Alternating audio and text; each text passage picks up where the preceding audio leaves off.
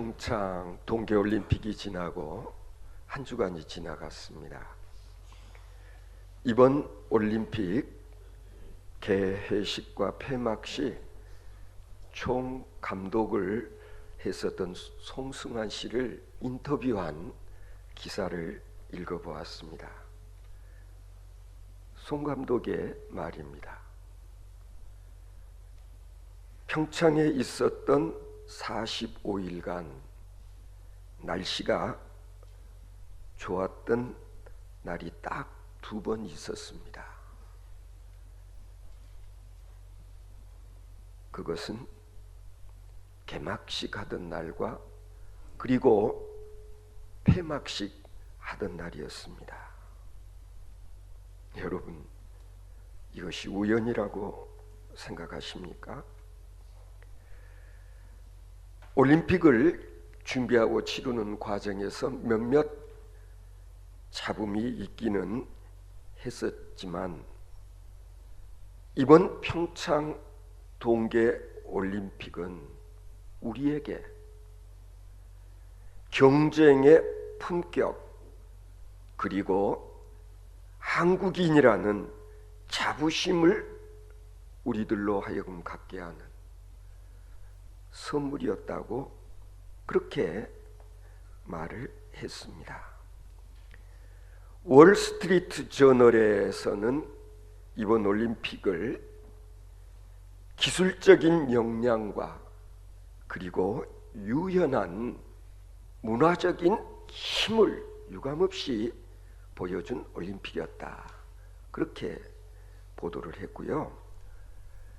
시사 주간지 타임에서는 수천 개의 드론이 오륜기로 변하는 모습은 전 세계의 시청자들을 깜짝 놀라게 만들기에 충분한 사건이었다.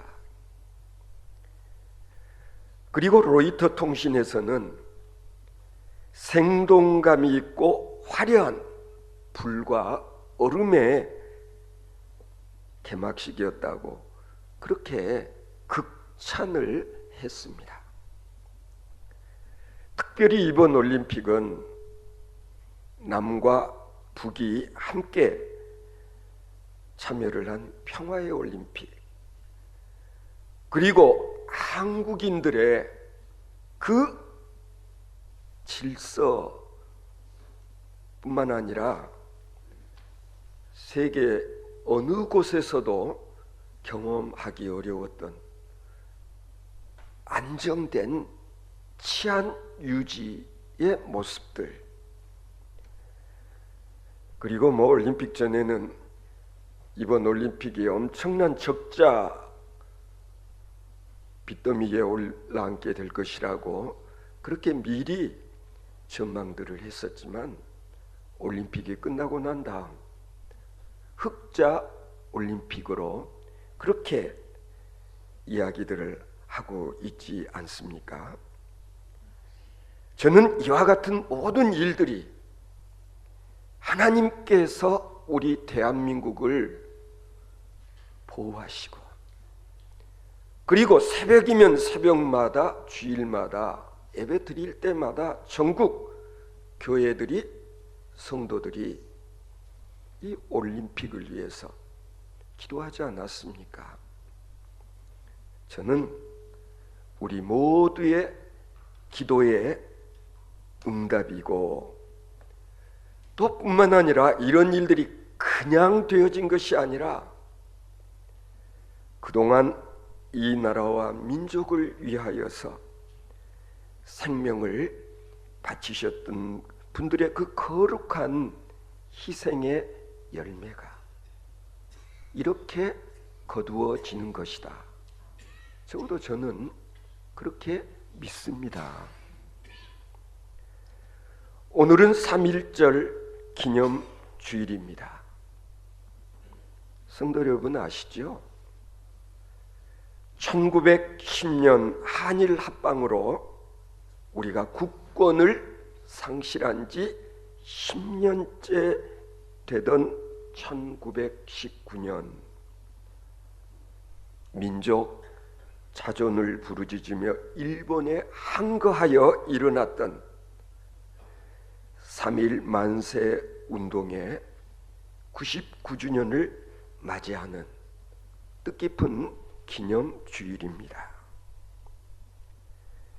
그러나 유감스럽게도 이 3.1 만세 운동을 일컬어 실패한 미완의 운동이었다고 말하는 사람도 있습니다. 여러분, 3.1 만세 운동이 왜 일어나게 되었죠? 아시지 않습니까? 일제의 탄압이 점점 더 심해지면 심해질수록 우리 민족의 자주 독립의 열망 또한 더욱더 깊어만 갔습니다. 이 열망의 폭발이 바로 3.1 만세 운동이었다, 그렇게 말합니다. 세계 제1차 대전이 끝나고 난 다음에 미국의 윌슨 대통령이 패전 국가들에 대한 민족 자결의 원칙을 주창하게 되자 우리 민족의 이 자주 독립의 욕구에 이것이 불을 붙이게 되었을 뿐만 아니라 이로 인하여서 국내외 외국 동지들이 아주 조직적으로 운동을 전개하기에 이른 것으로 그렇게 지금 역사학자들이 의미를 부여하고 있지 않습니까? 고종 황제께서 승하하시고 국장을 3월 3일로 정했는데 왜 3월 1일에 만세 운동을 하자고 그렇게 기획을 했었느냐 하면 고종 황제 이 장례식 전후로 많은 사람들이 모여들 것이다, 특히 서울로. 그래서 3월 1일을 바로 만세 운동을 하는 그런 날로 잡았다는 것 아닙니까? 이날 정오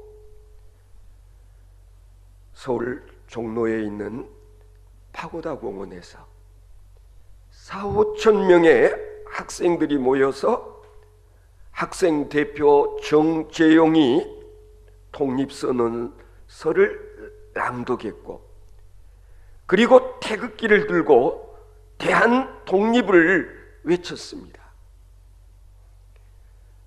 민족 대표들 또한 그날 오후 2시경 태화관에 모여서 한용운 선생이 독립선언서를 낭독하고 그리고 경찰에 체포당했습니다. 이 민족 자주독립을 위한 운동은 전국적으로 퍼져 나갔고 우리 민족의 이 독립의 열망을 세계 곳곳에 알리게 된 그런 역사적인 운동이 바로 3.1 만세 운동인 것입니다. 이 운동의 특징은 어떤 것보다도요, 오직 자주 독립을 위한 철저한 비폭력 시위였다라는 사실이 중요합니다. 무력과 폭압 정치 앞에서 비폭력 저항이라고 하는 것은 얼핏 보면 얼마나 무기력해 보이는 그런 일이었을까? 그러나 이 비폭력은 우리 민족의 민족 정신을 대변하는 것이었을 뿐만 아니라 이 민족의 우리 민족의 평화에 대한 그런 희구가 바로 이런 만세 운동으로, 비폭력 운동으로 표출되었다고 보면 틀림이 없을 것입니다. 그 결과는 실로 엄청난 열매를 거두게 됩니다.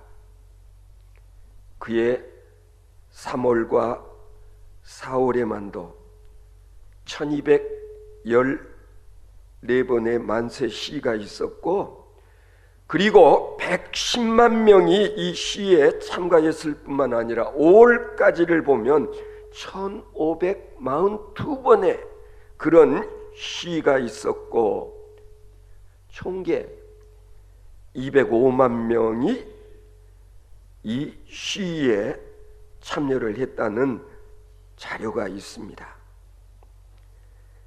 서울대의 신용화 명예교수의 이 보고에 의하면 7,509명이 살해를 당했고 15,961명이 부상을 당했을 뿐만 아니라 4,648명이 체포 투옥되었다고 합니다. 뿐만 아닙니다. 47곳의 교회와 2곳의 학교, 그리고 715채의 민가가 불에 탔다고 했습니다. 그러나 결과는 허망하고 비참한 것처럼 보였습니다. 그토록 열망했던 외세로부터의 자주독립은 결코 현실로 주어지지 않았습니다. 그러나 우리는 이 점을 잊지 말아야 합니다. 3.1 만세운동은 한 알의 밀알이 땅에 떨어져 썩어지는 것과 같은 그런 사건이었다. 예수님께서 말씀하셨습니다. 한 알의 밀이 땅에 떨어져 죽지 아니하면 한 알 그대로 있고 죽으면 많은 열매를 맺느니라. 바로 예수님의 이 말씀 그대로가 바로 3.1 만세 운동이었지 않냐? 한 알의 밀알이 땅에 떨어져 썩어지면 이게 무한한 생명을 잉태하고 그리고 열매를 맺듯이 3.1 만세 운동은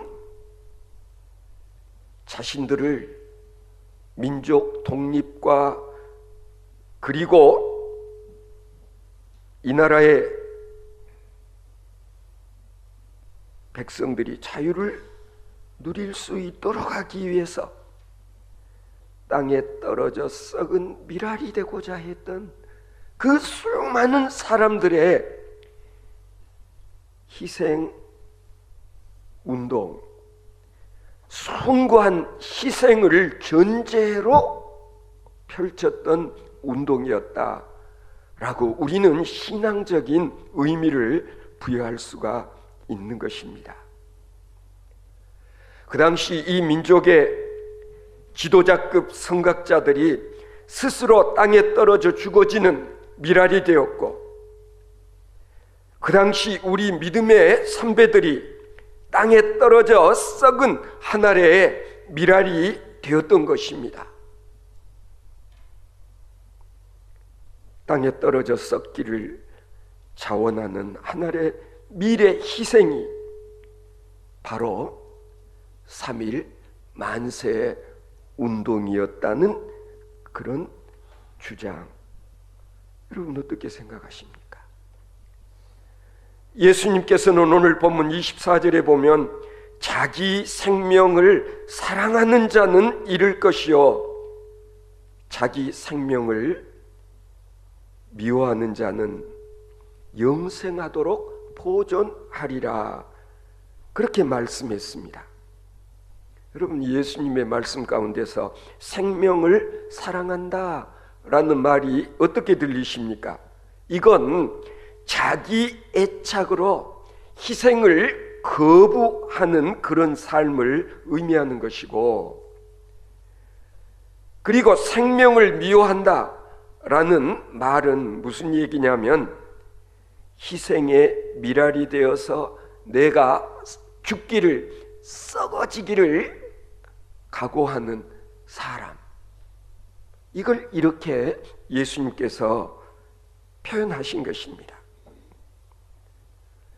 여러분, 복음이라는 게 무엇입니까? 예수님이 우리에게 가르쳐 주시고자 하는 이 복음의 핵심이 뭐냐? 그것은 자기 희생의 역사다, 그렇게도 말할 수 있을 것입니다. 우리가 믿는 기독교라고 하는 것은요, 관념이나 아니면 묵상의 종교가 아닙니다. 생명을 위한, 구원을 위한 행동하는 믿음, 행동하는 것이 곧 복음의 중요한 본질이다. 그래서 오늘 또 이 본문 말씀에 보면 예수님께서 내 착한 행실을 보고 하나님께 영광을 돌리게 하라, 그렇게 말씀하셨습니다. 따라서 우리 복음을 믿는 자, 복음을 따르는 소위 그리스도인들의 삶은 어떠해야 되는가? 희생적이고 그리고 헌신적인 삶을 살 것을 요구받고 있다는 것입니다. 여러분, 희생적인 삶이라는 것은요, 파급 효과가, 영향력이 지대한 것입니다. 희생 그 자체가 새로운 생명으로 거듭나는 그런 영향력을 가지고 있을 뿐만 아니라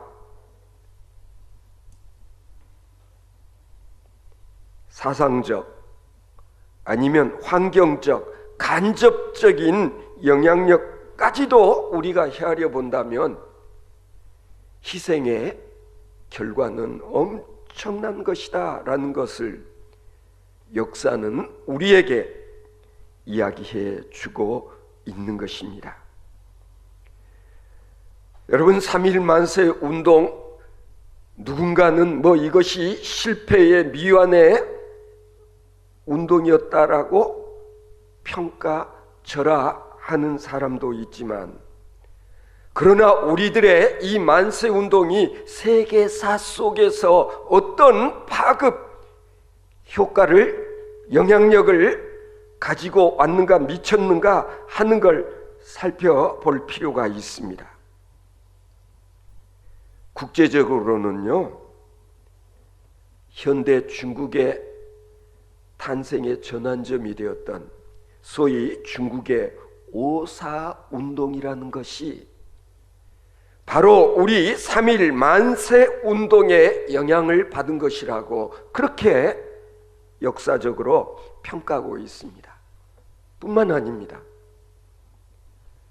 인도의 마하트마 간디의 비폭력 무저항 운동이 바로 이것이 3.1 만세 운동의 방법을 간디 형이 자신들의 독립운동에 그대로 채택하고 적용했다는 사실을 감안한다면 우리들의 이 3.1 만세 운동이 얼마만큼 대단한 영향을 끼친 그런 사건인가 하는 것을 알 수 있는 것입니다. 그렇습니다. 그때도 그랬지만 지금도 마찬가지입니다. 우리 그리스도인들의 희생적인 그와 같은 삶이, 아니 나도 하늘의 영그른 미랄처럼 내가 죽어지는 그런 삶을 살겠다고 다짐하고 그런 삶을 실제로 우리가 살아가게 되어질 때 이것들이 엄청난 그런 결과를 초래할 수 있다. 아니, 보람의 열매를 거둘 수 있다라는 사실을 기억해야 될 것입니다. 예수님께서 말씀하신 대로 너희는 세상의 소금이다. 소금이라고 하는 것은 맛을 내기 위해서 자기 자신이 녹아져 사라지는, 희생하지 않으면 맛을 낼 수 없고 자기 자신이 녹아져 희생되지 않는다면 어찌 썩음을 방지하는 그런 역할을 할 수 있겠습니까? 예수님께서는 말씀하셨습니다. 너희는 세상의 빛이어라. 어둠을 밝히는 이 한 자루의 촛불이 어둠을 몰아낼 수 있기 위해서는 자기 자신을 태우지 않으면 안 되는 것과 마찬가지로 우리 신앙인들의 삶은 소금처럼 빛처럼 자기 자신을 산화시키고 그리고 희생하는 이 일로 인하여서 세상을 변화시킬 수 있는 그런 그리스도인이 되어야 한다는 얘기입니다.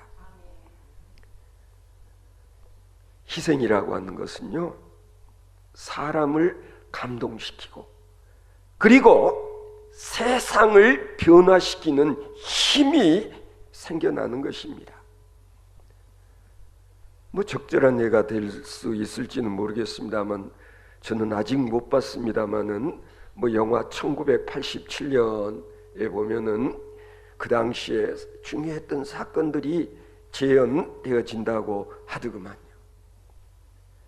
과거 전태일군의 희생은 오늘날 한국의 노동 환경을 변화시켰고 그리고 박종철 군의 희생은 이 나라의 민주화를 앞당겼고 그리고 하늘의 미랄이 된 수많은 그리스도인들의 그 희생이 오늘날 한국 교회를 만들었다. 희생이라고 하는 것은 원한이나 미움이 아니라 이것은 사랑의 발로라는 점에서 의미가 있습니다. 진정한 희생이라고 하는 것은 분노가 아닙니다. 이것은 사랑이고 그리고 연민이고 그리고 박애인 것입니다. 제사장들과 그리고 서기관들 그리고 장로들은 교권에 대한 애착과 그리고 두려움 그리고 시기와 분노로 인하여서 예수님을 십자가에 못 박았지만 우리 구주 예수 그리스도의 그 용서와 사랑의 십자가는 죽음에서 생명으로 역사를 바꾸었고 우리 온 인류를 구원하게 되었던 것입니다. 들어보신 적이 있으신지 모르겠습니다만 이정아라는 시인이 쓴 아름다운 추락이라는 제목의 시가 있습니다. 저 나뭇잎 떨어지고야 말리라. 기어이 떨어지고야 말리라. 뒤에 올 누군가를 위해 기꺼이 자리를 비켜주는 저 나뭇잎은 슬프지 않네. 남아있는 이를 위해 미련 없이 자신의 한몸 떨구는 떨어지는 순간에도 가벼운 인사를 나누는 저 나뭇잎의 아름다운 추락을 보면 만나고 헤어지는 일에만 매달려온 내가 부끄러웠다. 떠나지 못하고 서성거려 온 나의 집착, 억지만 부려 그대 마음 아프게 한 내가 부끄러웠다. 저는 이 시를 읽으면서 이 아름다운 추락은 예수님의 삶을 연상케 한다라는 느낌을 받았습니다. 예수님은 낮은 곳으로 임하시길 원하셨습니다. 그리고 우리에게 말씀하셨습니다. 스스로 낮아지는 자가 높아진다고 말입니다. 땅 위에서 낮아지는 자가 하늘나라에서는 높아질 수 있다고 예수님께서 말씀하셨습니다. 그 나뭇잎이 자신의 몸을 떨고 추락하는 것은 땅에 떨어져 썩어져 새로운 나뭇잎의 자양분이 되고자 하는 것이 아니고 무엇이었겠습니까? 예수님께서는 그것을 하늘의 밀에 비유하셨습니다. 영그릇밀알은 낮은 곳으로 내려와야 합니다. 아니, 썩어져야 됩니다. 그러므로 인하여서 새로운 밀알들이 만들어지게 된다는 사실, 우리가 알고 있지 않습니까? 시인은 바로 이와 같은 자연의 섭리를 망각하고 떨어지는 것을 두려워하며 안 떨어지려고 안간힘 쓰는 우리 인간들의 모습을 부끄럽다 했습니다. 그렇습니다. 순교자의 피는 교회의 밑거름이 되었습니다. 앙드레 지드의 말 맞다나 모든 미덕은 자기 희생에 의해서 완성된다 라고 했습니다. 저는 여러분들에게 희생에 관한 얘기를 하다 보니까 예전에 들었던 이런 얘기가 생각납니다. 남편이 병으로 세상을 떠나자 부인은 5살 된 아이와 3살 된 아들들 키우기 위해서 철길가에 있는 신발 공장에 나가서 일을 했던 모양입니다. 그런데 공장에 갈 때 이 아들들을 봐줄 이웃이 없어서 이 애들을 걸리고 안고 공장으로 출근해서 공장 한 모퉁이에 있는 작은 방에 이 아들들을 놀게 하고 그리고 일을 했던 모양입니다. 어느 따뜻한 봄날 방안이 답답했었던지 이 아이들이 방에서만 놀지 아니하고 밖으로 나와 철길에서 조약돌 치기도 하고 가위바위보 게임도 하면서 시간 가는 줄 모르고 놀고 있었는데 그때 기차가 달려들었습니다. 누군가가 당신네 아이들이 보이지 않는다고 이야기를 하자 이 엄마는 일하던 거 다 내려놓고 나와서 보니 아들들이 철길 위에서 정신없이 놀고 있는데 보니까 열차가 들이닥치고 있는 것을 보고 이 어머니는 쏜살같이 달려가 이것저것 생각할 겨를 없이 두 아들을 밀쳐내고 결국 어머니는 그 자리에 치여 죽고 말았다 했습니다. 동네 사람들이 엄마의 장례를 치르고 난 후에 이 아들들은 과운으로 보내졌습니다. 그리고 그들이 장성한 다음 어머니의 묘소를 찾아와서 무덤에 작은 묘비를 하나 세웠는데 거기에 이렇게 새겼다고 합니다. 어머니, 우리 어머니, 사랑하는 우리 어머니, 이게 비문의 전부였습니다. 어머니의 그 사랑이 없었던들, 어머니의 그 희생이 없었던들 오늘 우리가 존재할 수 있었을까? 어머니의 그 사랑의 절정은 결국 두 아들을 위해서 자기의 생명을 바치는 이것으로 승화되었다, 그런 얘기 아닙니까? 여러분, 이런 얘기 들어보셨죠? 이 두꺼비라고 하는 것은요, 새끼를 가졌을 때 눈구렁이를 찾아가서 약을 올린답니다. 그리고는 이 눈구렁이에게 잡아 먹히고 마는데, 결국 이 뱀이 죽고 난 다음에 그 뼈마디 마디에서 두꺼비 새끼가 나오더라 라는 이야기.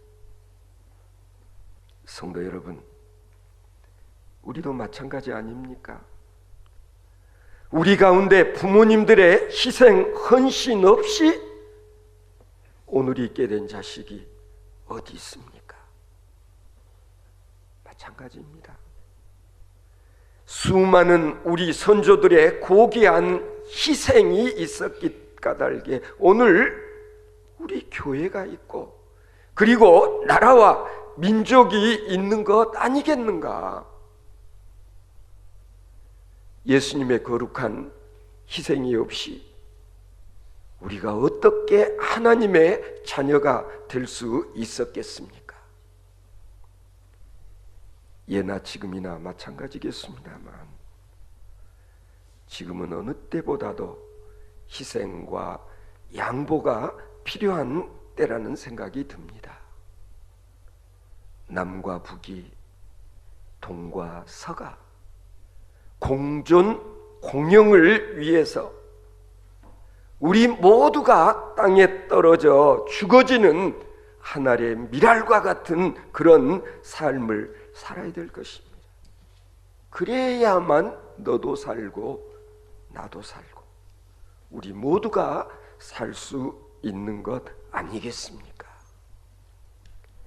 열매를 맺기 위해서는 내가 먼저 땅에 떨어져 썩어지는, 죽어지는 하늘의 미랄과 같은 삶을 살아야 된다는 사실, 99번째 맞이하는 3.1절을 기리는 주일 아침에 다시 한번 깊이 생각해 볼 수 있는 저와 여러분들 되어질 수 있기를 바랍니다.